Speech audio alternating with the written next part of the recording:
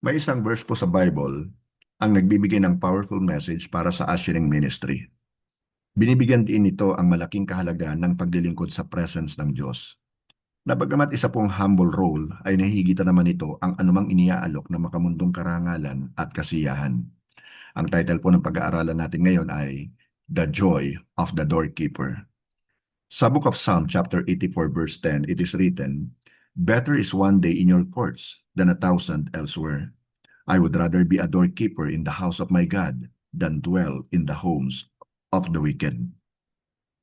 Ang tema po ng ating pag-uusapan ay pagbibigay priority sa presence ng Diyos at ang karangalan at privilege ng humble service. Hina-highlight po sa Psalm 84:10 ang natatanging karanasan sa presence ng Diyos. Nang sabihin po ng psalmist, "Better is one day in your courts than 1,000 elsewhere." Ang pananaw po na ito ay nagpapataas sa kahalagahan ng bawat gawaing isinasagawa sa bahay panambahan ng Diyos. Nakikita ang bawat sandali bilang ginagamit sa church. Ang role ng doorkeeper o gatekeeper sa sinuunang templo ay isa pong posisyon ng kababaang loob. Sa pagpapahayag po ng isang kagustuhan para sa abang serbisyong ito kaysa sa manirahan sa bahay ng masama, binibigyan din ng psalmist ang dignidad na makikita sa paglilingkod sa templo ng Diyos kumpara sa buhay ng makamundong kaginhawaan at kasalanan. Ang pananaw po na ito ay bumabalangkas sa papel ng usher and usherettes, hindi lamang po bilang isang kinakailangang tungkulin kundi isang sagradong privilege. Ang ushers and usherettes ang mga unang tumatanggap. Sila po yung unang bumabati. Sila po yung unang nakikipag-usap sa mga pumapasok sa church upang maranasan ng mga tao na ma-encounter ang presence ng Diyos.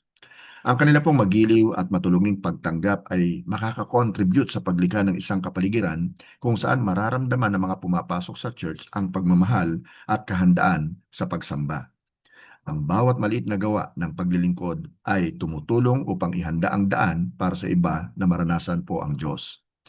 Ang pagpili po na maglingkod sa bahay panambahan ng Diyos kahit sa tingin ng marami ay mababang uri ng paglilingkod ay pagpapakita ng desisyon na magpasakop sa kalooban ng Diyos at mamuhay ng may kabanalan. Higit po ito sa pang-akit na makamundong pamumuhay na tunay ngang walang kabuluhan sa harap po ng Diyos. Ang paglilingkod bilang ushers and usherettes ay naglalaman po ng buhay na nagtitiwala sa Diyos na parang araw na nagbibigay liwanag sa atin at pananggalang na nag-iingat sa atin. Sa Psalm chapter 84 verse 11, mababasa po natin, "For the Lord God is a sun and shield. The Lord bestows favor and honor.